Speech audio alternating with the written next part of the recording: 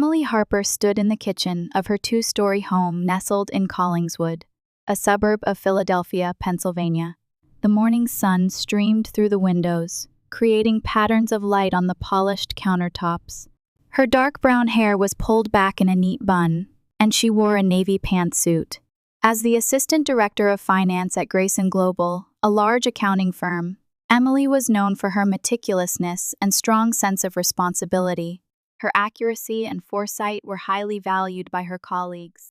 This morning, she had risen early as usual, prepared breakfast for her family, and just finished making sandwiches for lunch. "Mom, Sarah, breakfast is ready," Emily called out as she arranged warm scrambled eggs and toast on the dining table. Footsteps came down the stairs, followed by her mother, Margaret. Since losing her husband, Robert, to a heart attack 12 years ago, Margaret had been working part-time in an administrative position. With her silver gray hair cut short and not bothering to hide her tired expression, she reached for a coffee cup. "Thank you, Emily," Margaret said flatly. Her words carried more of an acknowledgement of routine than genuine gratitude.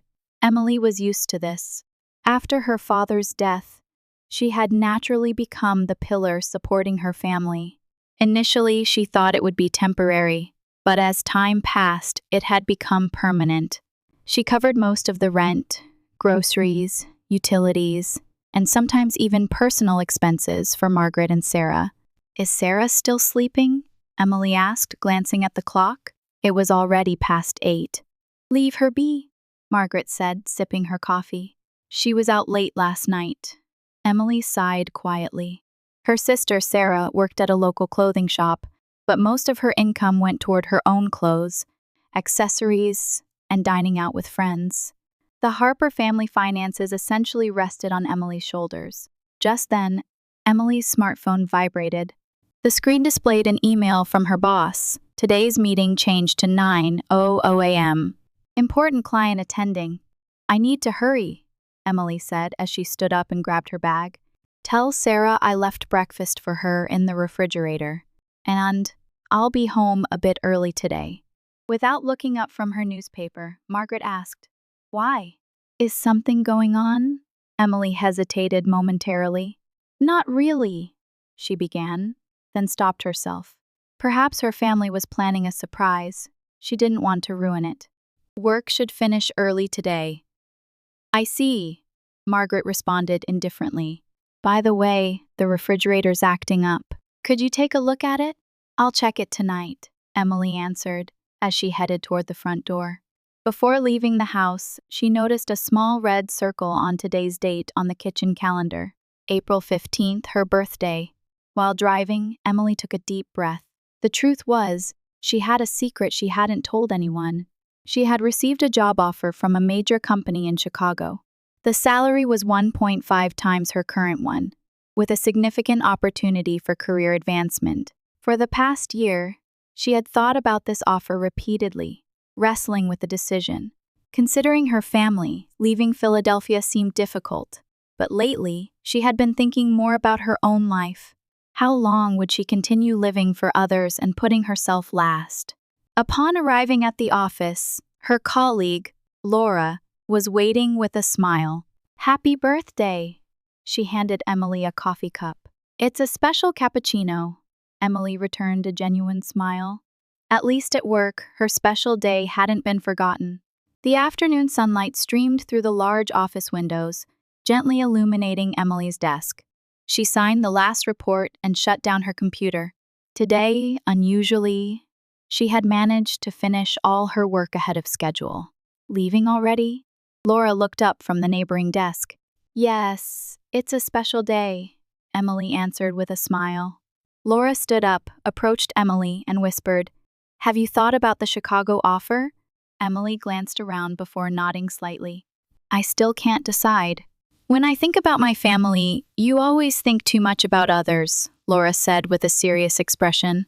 "Isn't it time to prioritize yourself for once?"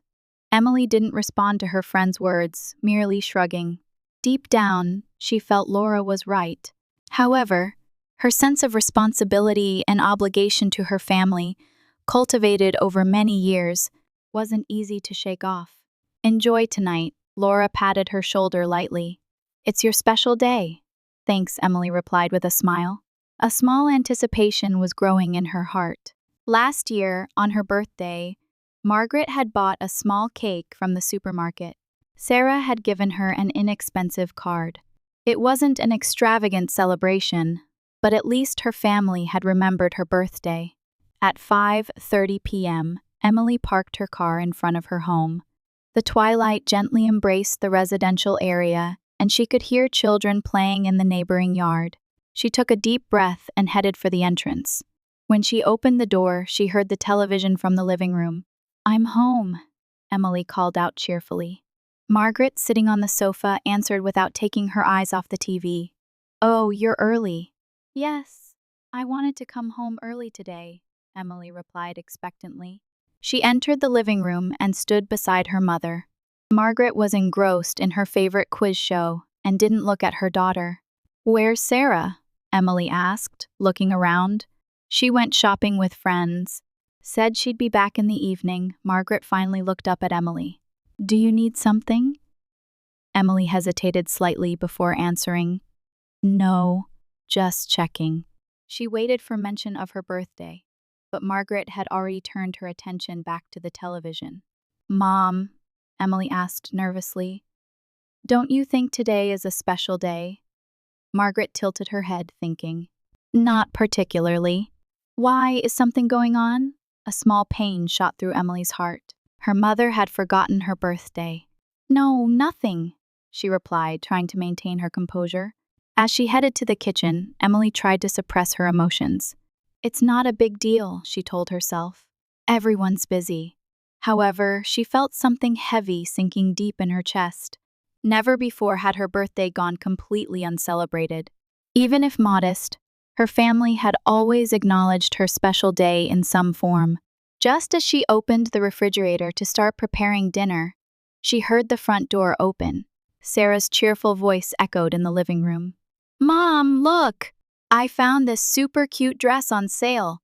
Emily peeked out from the kitchen and saw Sarah hurrying toward the sofa, both arms laden with shopping bags. "Emily, you're home early," Sarah said when she noticed her sister. "Perfect timing. What's for dinner?" "I'm starving." Emily paused and turned around. "Today, am I cooking?" Her voice held a slight mixture of hope and question. "Of course, who else?" Sarah answered matter-of-factly. "Mom has her bridge club, and I'm going to see a movie with Jessica. The show starts at 8, so I'd like to eat early." Emily was speechless. Not only had everyone forgotten her birthday, but they expected her to prepare dinner as usual. "But today is," Emily began, then stopped. "What?" Sarah said with slight irritation. "Nothing," Emily answered quietly. She slowly returned to the kitchen and stood motionless in front of the refrigerator. Inside were neatly arranged fresh vegetables and meat, all stocked by her over the weekend. She placed her hand on the refrigerator door and sank into thought. Throughout her life, Emily had sacrificed much for her family. After her father's death, she had just graduated from college but immediately started working to support the household. Sarah was able to attend university because of Emily's support. Medical expenses for Margaret, home renovations, everything had been covered by her. Despite all that, her birthday had been forgotten. Suddenly, a strong resolve sprouted in Emily's heart. She stopped her hand that was about to put on an apron and quietly picked up her bag.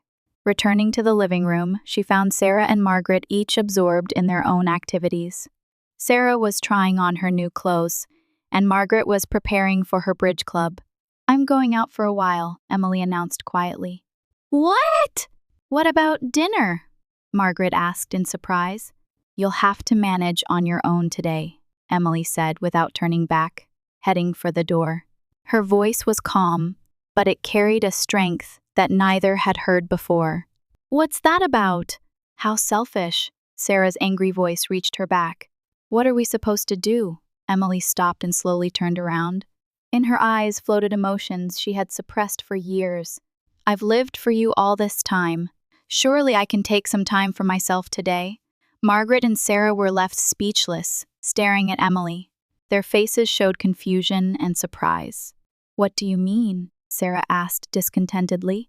Emily didn't answer. She simply opened the door quietly and took a deep breath of the outside air. The twilight sky was beautifully tinged with orange. She steeled her resolve and closed the door. Getting into her car, she took a deep breath. "It's time to go somewhere where I can find my own worth." Emily started the engine and left the house behind. As dawn broke, the view of Philadelphia spread out from the window of a downtown business hotel. Emily sat on the bed and picked up her smartphone. The call history showed more than a dozen missed calls from Sarah and Margaret since last night. Several text messages had also arrived. Emily sighed and replied briefly to the messages. "I won't be back for a while.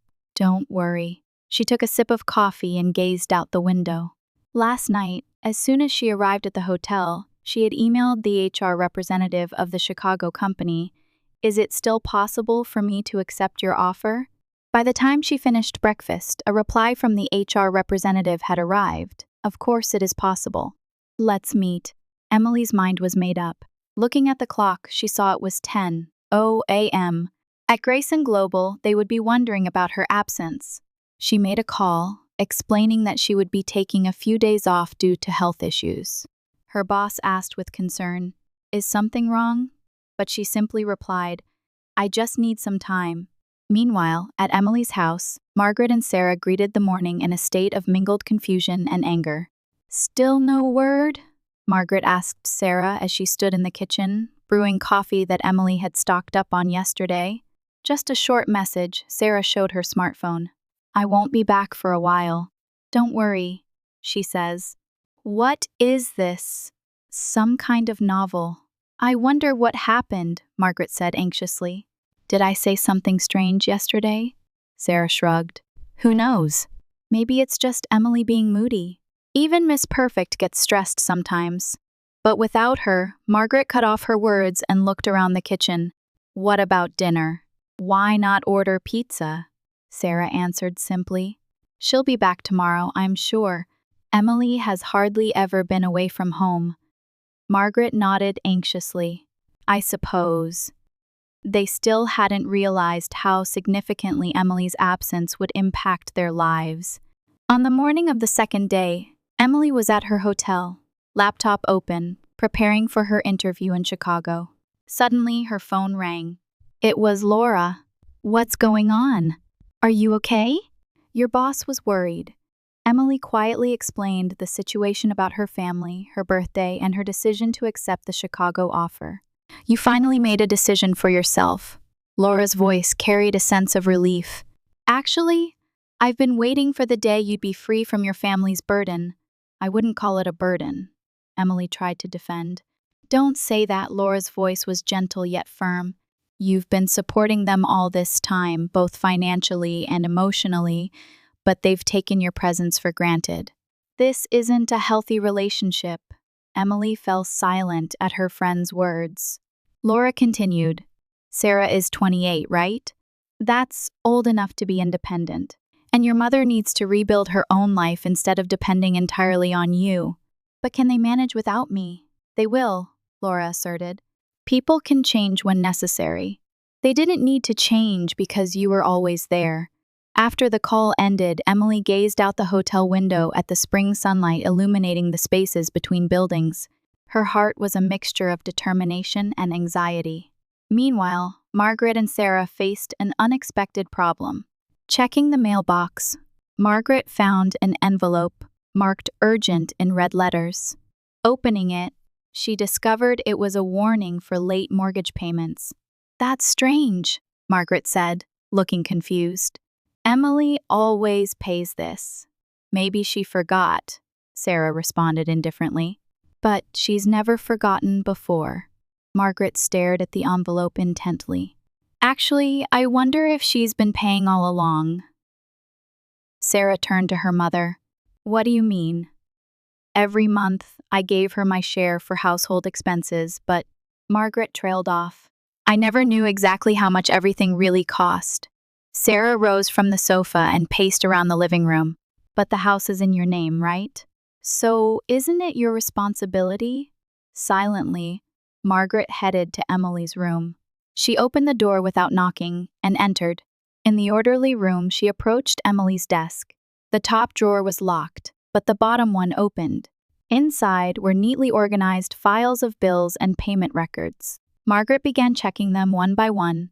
Mortgage, electricity, gas, water, internet, loans for both cars, insurance. There was evidence that Emily had been paying for everything.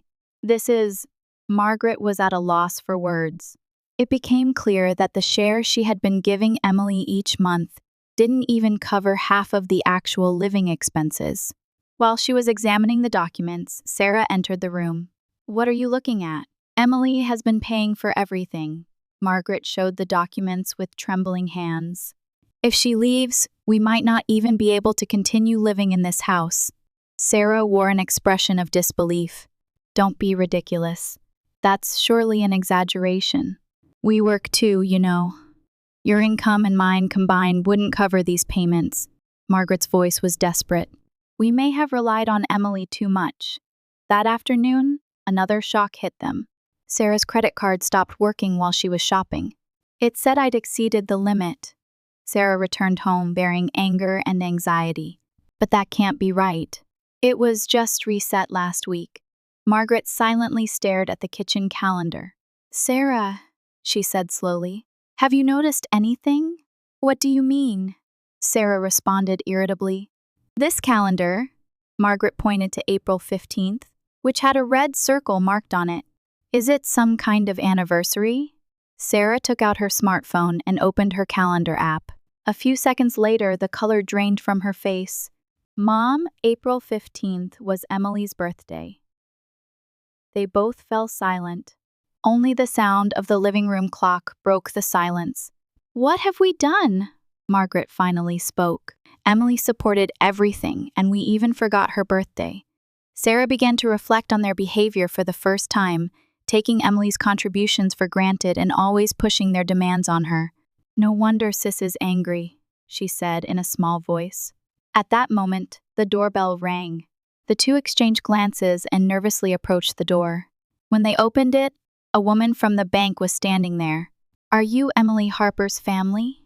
she asked in an official tone. "I'm Susan Grant, a loan officer from First National Bank. I'm here to discuss something important." Susan calmly explained the situation. 3 months ago, Emily had applied for a modification of the mortgage terms, but the signature of the title holder, Margaret, was also needed. However, since they couldn't reach Emily, the process had stalled. "Without the signature, unfortunately, we'll have to begin foreclosure procedures next week," she said matter-of-factly. Margaret and Sarah were speechless. The reality unfolding before them was harsher than they had imagined. For the first time, they fully understood how dependent they had been on Emily, and simultaneously, they realized how fragile their lives were now that she was gone. "We need to contact Emily," Margaret said with a trembling voice. Sarah picked up her smartphone and sent a message to her sister. "Sis, please come back. We can't manage without you." But there was no reply. A week had passed since Emily left home. In a conference room overlooking Chicago skyscrapers, she signed a contract. As she put down her pen, David Walsh, the HR director sitting across from her, stood up and extended his hand. "Welcome to Thornton Investments, Emily," David said with a warm smile. "Your experience and capabilities will be a great asset to our finance department." "Thank you," Emily replied with dignity. "I appreciate the opportunity."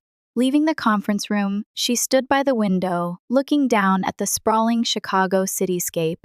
Her salary was 1.5 times her current one, her position upgraded from assistant director to director. Above all, there was the satisfaction of having her abilities properly valued. However, thoughts of her family still lingered in her heart. Taking out her smartphone, she saw more than 10 unread messages from Sarah. The first few were full of anger and blame, but the recent ones had changed to a pleading tone.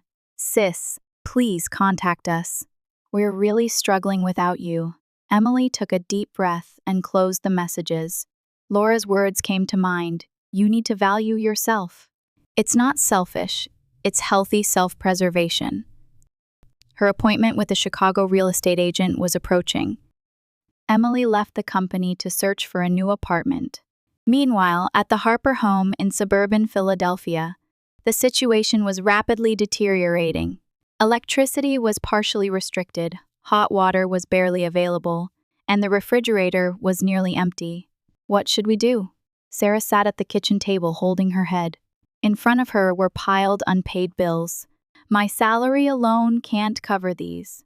Margaret silently gazed out the window. Neither can mine, she finally said with just a part-time salary. The two fell silent. In the week without Emily, their lives were on the brink of complete collapse. I contacted Emily's colleague, Sarah said. They only said she took vacation, but one woman asked, "Haven't you heard about her job change?" Margaret turned with a surprised expression. Job change? Sarah took out her smartphone and opened a screen. I looked into it, checking Emily's LinkedIn. She showed the screen to Margaret. The profile had been updated. Thornton Investments, Finance Director, Chicago. Chicago? Margaret's voice was trembling. She really intends to leave us. But why? Sarah was confused. Just because we forgot her birthday. It's not just a birthday, Margaret said quietly. That was merely the trigger. She went to Emily's room and began examining the documents again.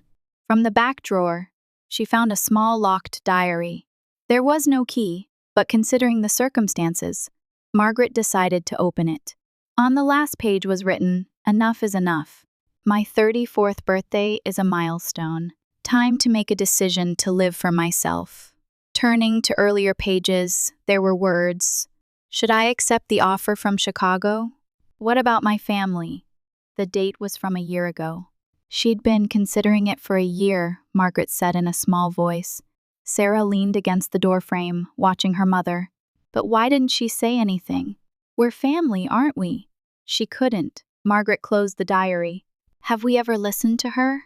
Have we ever respected her wishes or dreams? The two sank into silence. For the first time, they were beginning to see things from Emily's perspective. As a last resort, Margaret stood up. Let's call Laura, Emily's best friend. Sarah nodded and searched for Laura's contact on her smartphone. While the dial tone rang, the two waited with tense expressions. Laura's voice came through. Laura, this is Margaret Harper, Emily's mother. Mrs. Harper. Laura's voice was cold.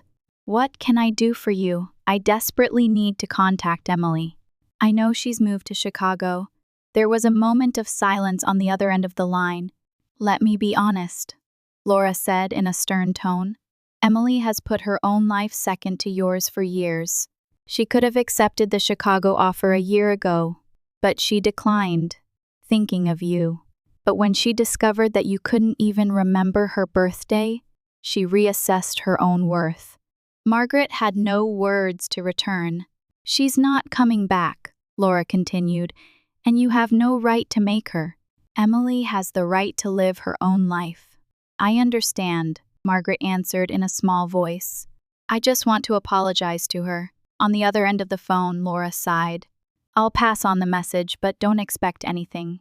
When the call ended, a heavy silence filled the living room. What do we do now? Sarah asked anxiously. We do what we can, Margaret answered with a determined expression. First, I'll look for a full-time job, and you should apply for a better-paying position too. Yes, Sarah pondered, but what about the house loan, the foreclosure? That might be unavoidable, Margaret said in a realistic tone. We might need to move to a small apartment. We won't be able to afford luxuries. Sarah nodded silently. In her eyes, there was a determination she had never shown before. Margaret headed to the kitchen and took out a video camera. As a last hope, let's send Emily a message of sincere apology and gratitude. She set up the camera and sat down beside Sarah. Before pressing the record button, she took a deep breath. Emily, we don't know if you'll ever see this, but, Margaret began, fighting back tears, we took your value for granted. We've realized that without you, neither this house nor our lives can function. But more than that, Losing you as a person is what hurts the most. Please forgive us, Sarah continued, also in tears. Sis, we're trying to change. We're not as strong as you, but we want to stand on our own feet. Please be happy. After sending the video, for the first time, the two took a genuine step toward independence. Emily's reply came 3 days later. The brief email contained an address in Chicago and simply said, "If you want to talk, come next Saturday."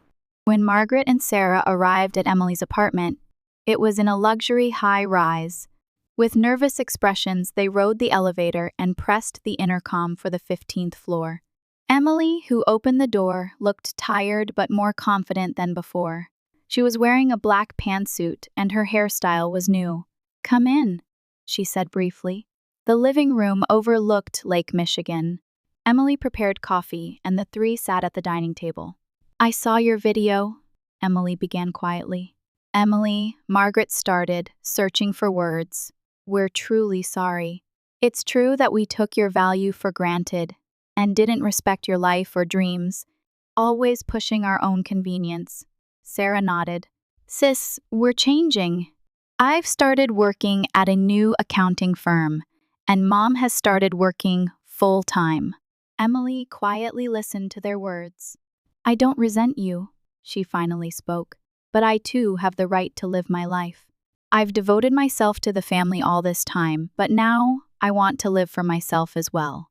"We understand," Margaret nodded slightly. "What about the house?" she asked fearfully. Emily took a deep breath before answering, "I'm starting a new life in Chicago, but I'll pay the mortgage for 3 more months. During that time, you two decide what to do next." These were harsh terms, but the two had no right to complain. On the train ride back, Margaret and Sarah quietly discussed their options. "We need to find a small apartment," Margaret said. Sarah nodded. "We'll manage." 6 months later, Margaret and Sarah had moved into a small 2-bedroom apartment.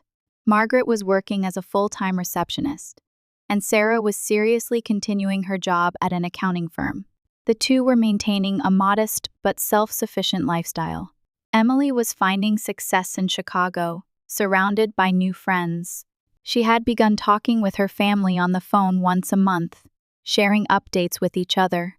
The relationship was gradually being repaired. On her birthday the following year, she received heartfelt cards and small gifts from Margaret and Sarah.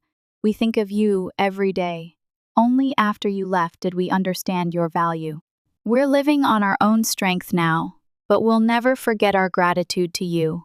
Emily smiled as she read the card. Her decision had been tough, but ultimately, it had brought growth for everyone. Margaret and Sarah had moved from dependence to independence, and Emily from sacrifice to self-fulfillment. She gazed at the twilight from her Chicago window and took a deep breath. Sometimes, leaving can be the most loving act, and true bonds are nurtured beyond distance, Emily thought with a quiet smile.